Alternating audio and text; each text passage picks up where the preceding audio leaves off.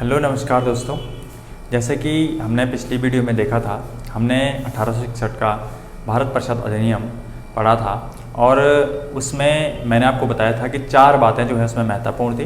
तो सबसे पहले कि भारतीयों को कानून बनाने की प्रक्रिया में शामिल करना, दूसरा डिसेंट्रलाइजेशन यानी विकेंद्रीकरण, तीसरी जो उसमें महत्वपूर्ण बात थी वो थी ऑर्डिनेंस यानी अध्यादेश, और चौथा मैंने आपको बताया था कि जो आपका जो है विभागीय पद्धति थी उसकी शुरुआत वहाँ पर की गई थी। दोस्तों अगर आपने वो वीडियो नहीं देखी है आप उसको देख लें। अब जो है आज हम लोग जो टॉपिक कवर करेंगे वो हमने पढ़ना है सन 1892 का भारत शासन अधिनियम। दोस्तों ये जो अधिनियम था, सबसे पहली बात मैं आपको बता दूं, 1892 का भारत शासन अधिनियम आपको पता होगा। इससे पहले सन 1885 में भारतीय राष्ट्रीय कांग्रेस, इंडियन नेशनल कांग्रेस की स्थापना हुई थी। और जैसे ही भारतीय राष्ट्रीय कांग्रेस की स्थापना हुई थी तो इसमें जो फेजेस हैं, जब हम भारतीय राष्ट्रीय कांग्रेस की पूरी डिटेल में एनालिसिस करते हैं या उसको पढ़ते हैं तो उसमें सबसे पहला फेज जो आता है वो आता है मॉडरेट्स, यानी जो हमारे उदारवादी लोग थे उनके बारे में। और भारतीय उदारवादियों की सबसे बड़ी सफलता अगर हम देखें या इसको कभी आप पढ़ोगे तो भारतीय उदारवादी जो नेता थे उनकी सबसे बड़ी सफलता थी 1892 का भारत शासन अधिनियम। ठीक है, तो आपको ये पता होना चाहिए कि अगर आप इसको रिलेट करके पढ़ रहे हो हिस्ट्री से पॉलिटी को, तो आपको ये पता होना चाहिए कि 1862 का जो भारत शासन अधिनियम है वो मॉडरेट्स यानी उदारवादियों की सबसे बड़ी सफलता के रूप में जाना जाता है। हालांकि उदारवादियों की कोई इतनी बड़ी सफलता नहीं थी, मैं इसलिए आपको बता रहा हूं क्योंकि उदारवादी जो नेता थे हमारे सारे के सारे, वो उदारवाद का मतलब होता है पाश्चात्य शिक्षा को सपोर्ट करने वाले। और जब उदारवादी विचारधारा के बारे में बात करते हैं तो आपको ये भी पता होना चाहिए कि वो लोग ये चाहते थे कि भारत में मॉडर्न एजुकेशन आए, मॉडलिटी आए, अंग्रेजी जो सारे हमारे यहाँ पर इम्पैक्ट पड़ रहे हैं उनकी वजह से वो आए, लेकिन वो कहीं ना कहीं हमारे जो प्रशासन एडमिनिस्ट्रेशन है उसमें सुधार करे और भारतीयों को उसमें मर्ज करे। देखो सबसे बड़ी बात होती है कि हमें पाश्चात्य सारी संस्कृतियों को ग्रहण जरूर करना है, उनको उनकी तरह रहना जरूर है, उनको चाहिए हमें वो, लेकिन हमें कहीं ना कहीं इन सब चीजों में अपना पार्टिसिपेशन चाहिए। तो यहाँ पर सबसे बड़ी बात थी। हालांकि इस बारे में मैं ज्यादा आपको बताऊंगा नहीं क्योंकि आज हमने 2 एक्ट पूरे करने हैं। तो देखो सबसे पहले 1892 में हमारी सबसे महत्वपूर्ण बात क्या थी, देखें। सबसे पहली बात थी कि भाई जो भारतीय हैं इनको यहाँ पर प्रश्न पूछने की अनुमति मिली थी। प्रश्न पूछने की अनुमति, पूछना यानी प्रश्न पूछने की अनुमति यहाँ पर दी गई थी। पहली बार भारतीय जब विधान जो सेंट्रल लेजिस्लेचर था, केंद्रीय विधानसभा थी, जब उसमें बैठेंगे तो वो लोग प्रश्न पूछ सकते थे किसी भी चीज को लेकर और बजट पर बहस कर सकते थे। पहली बार ये कहा गया था। दूसरी बात मैं आपको ये भी बता दूं कि यहाँ तक आते 1892 तक आते सेंट्रल लेजिस्लेचर की अगर बात की जाए तो इसमें अतिरिक्त सदस्यों की संख्या को बढ़ा दिया गया था। हालांकि उसकी मैक्सिमम जो कैपेसिटी थी या उनकी मैक्सिमम जो सीमा रखी गई थी वो कितनी थी, वो 16 रखी गई थी। लेकिन इसमें भी फिर भी मैं कह सकता हूं कि भाई यहाँ पर पहली बार भारतीयों को किसी भी यहाँ पर कोई भी अगर कानून चल रहा है, कोई भी बात अगर चल रही है तो उसमें प्रश्न पूछने की अनुमति दी गई थी। नंबर 2, दूसरी बात क्या थी जो सबसे महत्वपूर्ण थी कि भारतीयों का चयन यहाँ पर लेजिस्लेचर में अप्रत्यक्ष रूप से होना था। कैसा होना था? अप्रत्यक्ष। आज से पहले जो भारतीय आ रहे थे वो नियुक्त होते थे, और नियुक्त का मतलब होता है कि अंग्रेज जिसे चाहेंगे उसे बिठा देंगे, जिससे अच्छा लगता है, मतलब जो इंसान उनके फेवर में होगा उसको पकड़ेंगे और अपने सेंट्रल लेजिस्लेचर में बिठा देंगे। तो इसकी वजह से क्या होता था कि भारतीय केवल मूक दर्शक बने रहते थे। वो ना तो किसी सुधार के बारे में बात करते थे और ना ही वो अपना पक्ष वहां पर रख पाते थे। तो सबसे बड़ी बात यह थी कि पहली बार भारतीयों का चुनाव यहाँ पर होगा और अप्रत्यक्ष रूप से होगा। किसके द्वारा?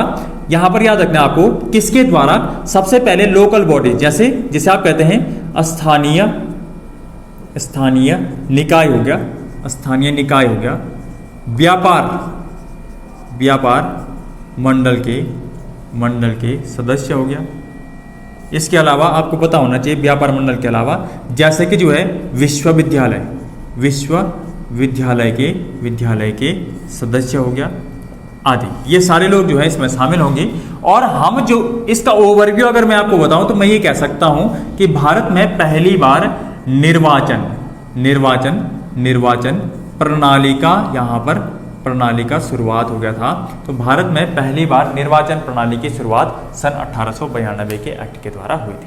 ठीक है दोस्तों, अब इसके बाद दूसरा जो एक्ट हमने यहाँ पर आज सबसे महत्वपूर्ण कवर करना है, इसको जो है सबसे महत्वपूर्ण जो हमारे पास एक्ट है वो है सन 1909 का भारत शासन अधिनियम। इसे एक और नाम से जानते हैं मार्ले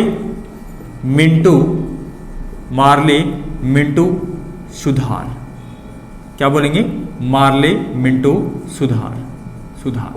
मार्ले मिंटो सुधार से इसलिए बोलते हैं क्योंकि मार्ले इस समय भारत के सचिव और मिंटो इस समय क्या थे? हमारे वॉइसरॉय थे। तो इसीलिए हम इसे क्या बोलते हैं? मार्ले मिंटो सुधार के नाम से भी जानते हैं। पहली बात आपसे कभी पूछेगा कि निम्न में से कौन सा अधिनियम मार्ले मिंटो सुधार के नाम से जाना जाता है, आपका आंसर होगा कि भाई 1909 का जो भारत शासन अधिनियम था इसे ही हम लोग मार्ले मिंटो सुधार कहते हैं। यहाँ पर पहली बात जो थी, देखो सबसे पहली बात ये थी, जैसे जैसे समय आगे बढ़ता है वैसे वैसे जो हमारे लेजिस्लेचर हैं, चाहे वो सेंट्रल लेजिस्लेचर हो चाहे वो जो है प्रांतीय विधानसभा हो, वहां पर भारतीयों की संख्या बढ़ाई जाती है। तो पहली बात ये थी कि जो केंद्रीय विधानसभा थी वहां पर भारतीयों के प्रतिनिधित्व को बढ़ा दिया गया। अतिरिक्त सदस्यों की संख्या मिनिमम 16 होगी और मैक्सिमम कितनी होगी? 60 होगी। पहली बात तो ये थी, मतलब बोलने का मतलब यह है कि केंद्रीय विधानसभा में अतिरिक्त सदस्यों की संख्या को बढ़ा दिया गया, या दूसरी भाषा में हम ये भी कह सकते हैं कि केंद्रीय विधानसभा में अतिरिक्त सदस्यों की संख्या को या इसका विस्तार कर दिया गया। ठीक है, चलो दूसरी बात, अगर मैं बात करूं प्रांतों की, तो प्रांतों में जो छोटे प्रांत होंगे वहां पर प्रांतीय विधानसभा के सदस्य कितने होंगे? 30 और बड़े प्रांत होंगे वहां पर कितने होंगे? 50 जो है यहाँ पर सदस्य होंगे। यहाँ पर इनका जो है एक एरिया या एक क्राइटेरिया फिक्स कर दिया गया कि इतने जो है इसमें सदस्य होंगे। तो याद रखना है छोटे प्रांतों में 30 और बड़े प्रांतों में 50 सदस्य होंगे। नंबर तीसरी बात आपको याद रखनी है यहाँ पर 1909 के मार्ले मिंटो सुधार के द्वारा पहली बार सांप्रदायिकता की बात कर दी गई, और सांप्रदायिकता के आधार पर भारतीय मुसलमानों को यहां पर क्या दिया गया? पृथक निर्वाचन क्षेत्र दिया गया। याद रखना कि भारतीय मुसलमानों को पहली बार पृथक निर्वाचन क्षेत्र दिया गया 1909 के भारत शासन अधिनियम से, और इसे बोलते हैं भारत में सांप्रदायिकता का यहाँ पर क्या हो गया था? एक हिसाब से जन्म हो गया था। और कभी आपसे अगर ये पूछे कि भारत में सांप्रदायिकता का जनक किसे बोलते हैं, तो याद रखना वो किसे बोलते हैं? मिंटो सेकंड को या मिंटो को बोलते हैं। याद रखना, तो यहाँ पर ये बढ़िया क्वेश्चन है कि सांप्रदायिकता का सबसे पहले यहाँ पर जो है जन्म कब हुआ था? तो 1909 में। इसके बाद अगली बात देखो, नंबर चौथी बात यहाँ पर क्या थी? नंबर चौथी बात आपको याद रखनी है कि पहली बार गवर्नर जनरल की जो एग्जीक्यूटिव यानी कार्यकारी परिषद थी, इसमें भारतीयों को शामिल किया गया।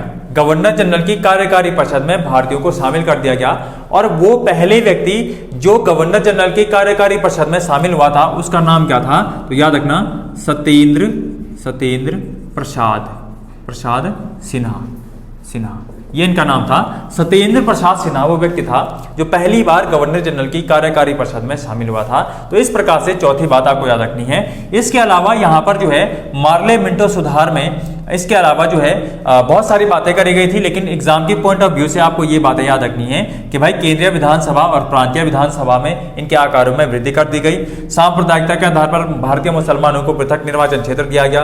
गवर्नर जनरल की कार्यकारी परिषद में अब जो है भारतीयों को नियुक्त कर दिया जाएगा, और पहले भारतीय कौन थे? सत्येंद्र प्रसाद सिन्हा थे। और एक और बात मैं आपको बता दूं कि जो ये मुसलमानों को पृथक निर्वाचन क्षेत्र वाली बात आई, तो 1906 में मुस्लिम लीग की स्थापना हुई थी। 1908 में पहली बार मुस्लिम लीग ने पृथक निर्वाचन क्षेत्र की मांग करी थी और इसी मांग को लेकर 1909 में मार्ले मिंटो सिदोर के द्वारा इनका पृथक निर्वाचन क्षेत्र की मांग को स्वीकार किया गया था। तो दोस्तों यहाँ तक जो है 1909 तक मैंने आज आपको बताया है। आपको जो है अगर यहाँ पर ये अच्छा लगा, आपके समझ में आया, तो आप वीडियो को लाइक करें, सब्सक्राइब करें, शेयर करें। और अब जो है हम मिलते हैं सन 1919 के भारत शासन अधिनियम के साथ। दोस्तों नमस्कार, धन्यवाद।